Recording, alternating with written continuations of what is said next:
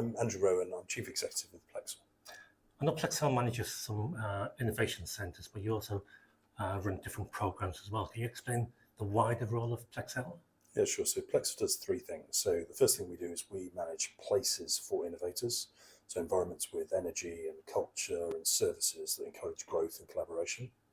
Second thing we do is innovation consulting, where we focus on government, science and technology policy agendas, and we bring together programs of work that drive change and outcomes, whether that be technology capability, economic growth or social prosperity.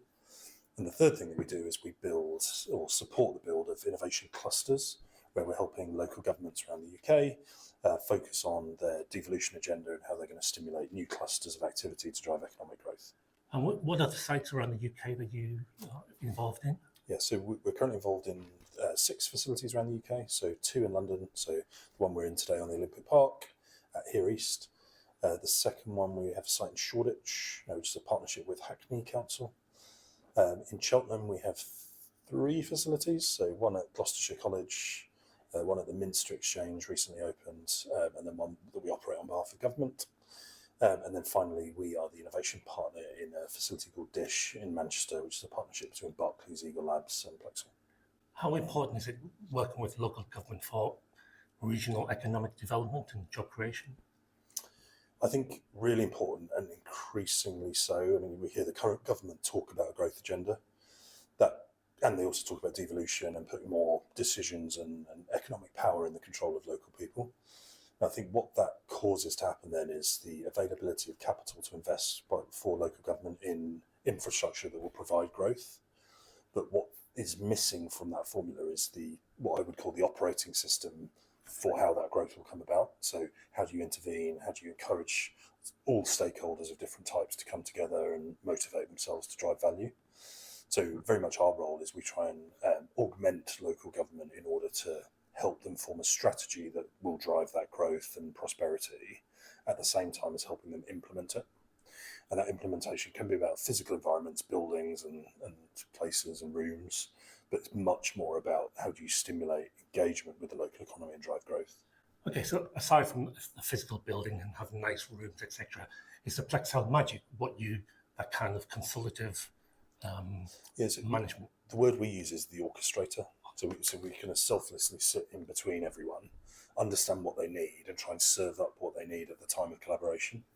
So if I think about the relationship between startups and investors, so actually rather than only being about the startup and constantly running pitch days and losing the faith of the investors around the potential that they're looking for, is actually thinking about how we make one-to-one, as we call them, collisions, the coming together of those two stakeholders that make sure that at the right time that the startup is raising money, we introduce them to the right investor with the thesis that will support their investment. So we're very much around curated collaboration and driving change to happen that's beneficial to many, not just to one group. So I think if I answer the first half of the question around serendipity, because I think there's a serendipity 1.0, which was pre-COVID, and then there's a post-COVID serendipity 2.0, let's call it. So in the original environment, that taking the example of particularly the West Coast US, it was about just getting people together, creating a meetup culture, creating both subject matter that people can engage with for their interest, but also their intrigue, and just understanding the difference between those two things around things that they are very familiar with and things that they're very unfamiliar with, but are interested in engaging with. And creating diverse communities where you don't just have organisations of one type, so not all software as a service organisations. Actually, you're stimulating overlaps between organisations, but diversity of thought at the same time. Now, in the pre-COVID environment, lots of that was assumed to happen organically by the creation of places like we're in today. So big physical environments where you can program a series of events. Now, I think post-COVID, I think we have all, as an innovation ecosystem, had to consider what happens if the people aren't physically present. And that means we organisations like ours, the orchestrator, we need to work much harder at causing the reason for people to physically come to us. And that has really upped our game in terms of the science of how we drive collaboration, and really thinking deeply about the kind of maybe less moments of engagement, but higher quality engagements. So I would say that kind of serendipity in the post-COVID environment is more intentional it's less frequent, but it can be measured because of the intent around what you create. In terms of the tenants here, is it around a certain theme? Do you curate the tenants, or do you just open the doors and say, just come if you... It's interesting. The first thing I'd say is I would never call them tenants. Okay. And the reason I say that is that the legal connotation between a landlord and a tenant is very different to a customer and a supplier. So in a landlord and tenant, it implies the landlord is on top, and the legal structure doesn't allow for much flexibility between the two. We very much see this as a partnership. So our naming convention is members, so that we're all members in this one community, and sometimes organisation one will lead, and other times organisation two will lead. And I think there's something really about our spirit and our intentions around that. In terms of how we drive membership, now we want to be open, so we don't run a application process to come and be physically present in our places. We do run applications to be on our programs, and that's kind of the difference, just to make sure that the relevance of organisations coming onto our programs is appropriate for the subject matter and the challenges in place. But in our physical environments, we actually want to encourage very open access, diversity of thought, different types of organisations coming together. And in the room that we're in now, Gordon, I look out and I can see the Victorian Albert Museum alongside a global charity called Deventi that focuses on vulnerable families post-natural disasters, alongside a quantum laser company. And it's that diversity that on a normal high street or equivalent space, that those organisations wouldn't overlap. Whereas what we can create in environments like this is the reason and the area of interest where the overlap will happen. Now, we hear the success stories of innovation, but we never hear the kind of failure along the way. When you publish scientific papers, a lot of that journey needs to be shown and shared for the benefit of the community. When it comes to business, is that, how can we better share the failures so we can help UK PLC not make the same mistake and hopefully help other businesses thrive as well? Is there a hesitance to do that, or what would you say to that? I think the way we've designed our business, which isn't necessarily right, but certainly the way in which we operate, is we want to focus on areas of the economy from 4 perspectives. So product, that's where the startup lives. That's where they're creating new ideas and novel applications, stimulating new thinking. Customer, so does the customer desire that product? Is it being built in the way that they can consume it? Will they adopt it? Will it scale? Skills, so does both the organisation creating the product and the customer that's onboarding the technology, do they have the skills available to be able to do that at the requisite scale? And then finally, capital. So actually, how can we make the whole system work, because the capital is available to invest in infrastructure at the same time as buying product and scaling product. So it's those 4 perspectives that we look at any innovation opportunity. Now, when doing that, you can identify failure very easily, because all too often those 4 things don't naturally exist together. I think one of the very few times I've seen them exist together is the fintech revolution in London 10 years ago, where a change in regulation around open banking then stimulated a whole domino effect of what happened in the tech sector that followed. But what was naturally occurring is that product, customer, skills and capital were readily available, all in the same place, and the cluster emerged and it worked. That isn't as easy in other technology domains, in other sector-based approaches. And you need an organisation that is able to reach in to find the missing components and bring them together. And that's often our work with local governments around how we identify the makeup of their area and what they have available to them, rather than what I would caution is lots of people only focus on startups. And they just say, we want a thriving startup economy, but not really being clear on what that means. So does it mean that the economy grows, or does it just mean the individual companies sell into another marketplace? And does it mean that companies that consume local product, or do they buy from other marketplaces because there's no linkage? And what we're trying to do is be much more, I use the word manhandling, and sounds negative, but much more direct about the method we're using versus the outcome we're trying to deliver. Are you happy when people outgrow you, or are you looking to build bigger facilities for the bigger companies that succeed? Delighted when people outgrow us. So about 75% of our income comes from consulting. So real estate, albeit physically impressive and large, actually is not the main part of our business model. And actually, success for us is member organisations who will, get bigger than we can accommodate. Hopefully they would stay local and we can create, a different style of relationship with them, and they can move elsewhere and here east, for example. But when they fly the nest fully, that they're now part of our alumni, and we've got processes to continue the engagement with them, and this mutual benefit occurs. How different is the London vibe compared to the rest of the country in your experience? Is it more access to funding, investors, and? So I think London there's more energy and there's more disconnect. How do you mean by disconnect? So I say energy positively, that this is a global city with global skills, global talent, capital markets readily available, customers on your doorstep. It's exciting, and there is a buzz about London and its innovation scene. Not to say that isn't present elsewhere, but that is particularly present in London. The disconnect is it is a global city. It's massive. There are enclaves all over the place. The overlap doesn't work particularly well because people are perfectly happy working in their silos, and it's not a particularly welcoming, open environment because of the size of it, and there's limited motivations for the actors that can make that open environment work. When I go around other innovation ecosystems around the UK, there tends to be individual actors, a handful of people who say you're the key person here. You can make things happen. You can get people together and they'll follow you. You're the leader here.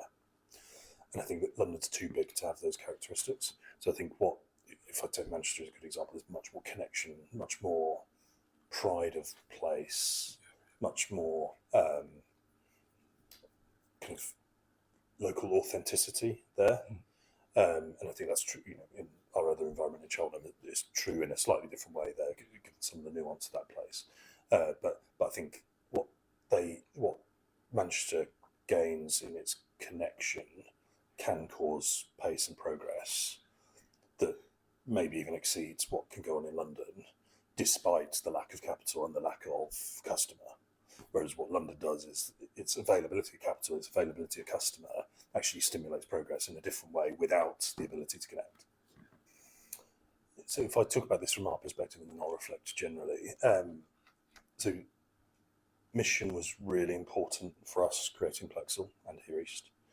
And we were lucky at the time that we could align ourselves with government legacy of 2012 Olympics. They gave us a really clear goal that this is about social regeneration.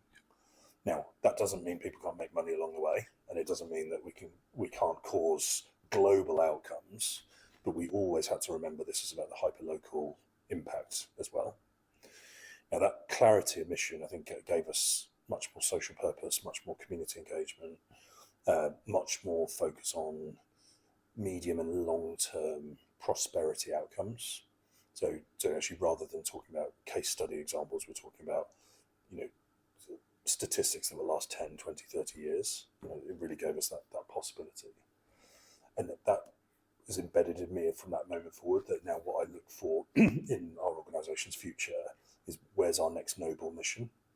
And that's why we have anchored on what we describe as government-led innovation, so where we can help the UK government further its global leadership position in certain technology domains, at the same time as causing progress in the UK by stimulating its economy. And for us, that gives us this higher order goal, rather than just worrying about the revenue and the P&L every year.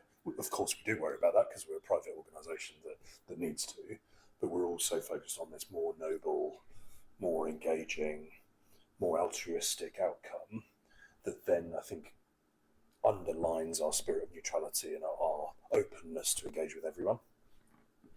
I think, moreover, I think general innovation centres and when I see innovation centres that really work well globally, it's about this alignment of public interest with private interest and not separating the two. So private sector innovation centres that have no public goal or purpose often are, very, very focused on a financial return, and they'll design a business accordingly. In the other scenario, public sector innovation centres, local government being a good example of that, where the design of it will be to a citizen outcome or to a policy achievement, but potentially it's not sustainable. That it won't gain funding medium term, and all of a sudden you'll have progress and it will stop immediately.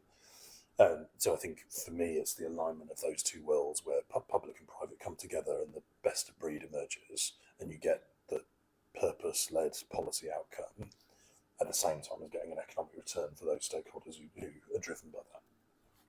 You've hosted Rishi Sunak twice at Plexal. With so many businesses at your site, do you have a personal responsibility to represent the sector in terms of lobbying and pushing for your cohorts and so on? So we have hosted Rishi Sunak twice, once when he was Chancellor, once when he was Prime Minister. We've also hosted Keir Starmer when he was Leader of the Opposition, Tony Blair in more recent times, Boris Johnson, Theresa May, to name a few. Our role isn't to lobby, and I say that intentionally. Our role is to be the gateway.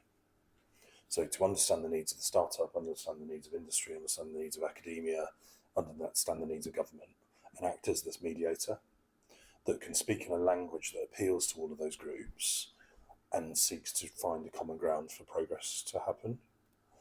Now, and that is not to belittle some of the challenges that each of those groups have, but it's to understand them. And I think that the lobbying point, and the reason why I want to be very specific and we're not lobbying, is because we're not on anyone's side. We're actually trying to stimulate the common good of progress. And that's not to twist anyone's arm to do something it wouldn't naturally do, but it's to find that common ground where collaboration and change can happen. I see you're getting involved in Singapore. Is Plexal going global? Yes, we've actually worked in global markets for a few years now, but Singapore is probably the most overt activity that we've done to date. So that was a partnership that we've crafted with the National University of Singapore, together with the cybersecurity agency of the Singaporean government. Now, that was stimulated out of a series of engagements over the last few years around alignment of some of the innovation activity in cybersecurity in the UK and how that could be evolved into the needs of the Singaporean government, and to create a experimentation capability in order to look at not only stimulate the local cyber capability, but also looking at international organisations that could come into Singapore and develop their products and scale from that marketplace. So we've only recently launched it. The program itself is now live. There's a really exciting moment in October where it's Singapore International Cyber Week, where we're going to be running a series of events and engagement models. But that program itself will last for the next 18 months, if I'm not mistaken, and hopefully allow us to scale within that region as well. Now, we're particularly interested in Singapore because I think there's great alignment between our two economies and the potential use cases that emerge there. We're also taking our lead from the integrated review of the last government, which focused on what was called the Indo-Pacific tilt, and looking at the economic opportunity that I think heading east gives for the UK economy. So particularly interested in things like AUKUS, the partnership between Australia, UK and the US, and what that creates in terms of potential around the tech sector. But to answer your question directly, yes, we are launching ourselves in Singapore, but very much as the first of hopefully what will become several initiatives to follow. So the answer is all. So we, as I said before, we are very open, and we'd like to encourage engagement with all organisations. So that may be taking a desk in one of our facilities and just immersing yourself with the community and seeing the benefit you can drive for yourself. Now, if you're a social enterprise, a charity, a big tech company, an automotive company, a startup, whatever it is, you're welcome. And there's opportunity for you to see innovation from your organisation's perspective by coming and basing themselves with us. Moreover, I think our innovation programs are the most broadly available ways to engage. So we're on the hunt for the best tech companies in the UK and beyond that can help solve government problems and industry problems. Now, by doing that, we have been building now for 7 years an alumni network of interesting organisations that become part of our squad effectively to roll out to solve problems.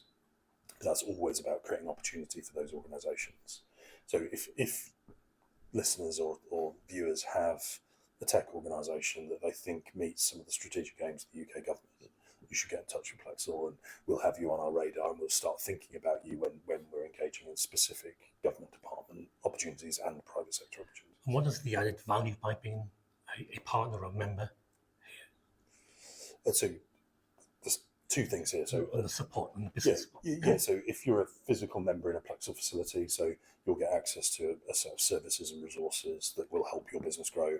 So we'll support you on a bespoke one-to-one basis to see what your growth journey is and try and enable that and support in any way we can. To be part of one of our programs is different. So each program will have its own characteristic and benefit. But if I give you an example, so we're currently working with Airbus on a space accelerator. Now that's an opportunity for us to take a series of challenges or subject matter areas from a large industrial customer, advertise them out to a community of organisations with space-ready technology, and all of a sudden create a supply chain opportunity for those organisations to be able to work with Airbus and their delivery partners. When you say challenges, these are funded projects or funded research. Okay. Yeah. So and everything that we do is trying to create opportunity for the growth of the startup, but at the same time as solving industry challenges and government's problems. So it's interesting that the Plexal itself is an interesting case study. So we're now almost 100 people. We turn over about £20 million of revenue, and we're break even. Now that feels a bit like ground zero for me now. So now that we've got to that break even moment, it now feels like we've got the opportunity to really think big about how we could scale. I'm looking forward to the next few years about 200 colleagues and much bigger income, new marketplaces, new products, new services that we can deliver. So I'm really excited about our opportunity. But we are only where we are because of what we can cause to happen. Now, I can look in various different directions around how are we helping individual companies scale. So founders who are going on a journey and becoming, understanding what it means for their organisation to scale, how are we helping them on a human level to understand that scaling journey and adapt their style or hire their team and manage the growth of their company, through to companies that wouldn't have had access to sell into certain supply chains. So enabling organisations, for example, to work directly with IBM. So actually, how can we get over some of the hurdles around being on a preferred supplier list and signing up to very difficult contractual terms by us being a middle agent and helping organisations sell into the IBM supply chain. Similar with some of the hyperscaler cloud providers, the likes of AWS and Google. So how are we accessing more capability into their marketplaces and allowing companies to grow? So we've got numerous examples of causing startup growth, and then solving problems for government. So again, a series of initiatives where we've taken really difficult challenges that government need to fix, and actually seeing ways in which you can use new technology, novel capability in order to experiment your way to seeing how that could fix and solve problems for society. Excellent. Thank you, Andrew.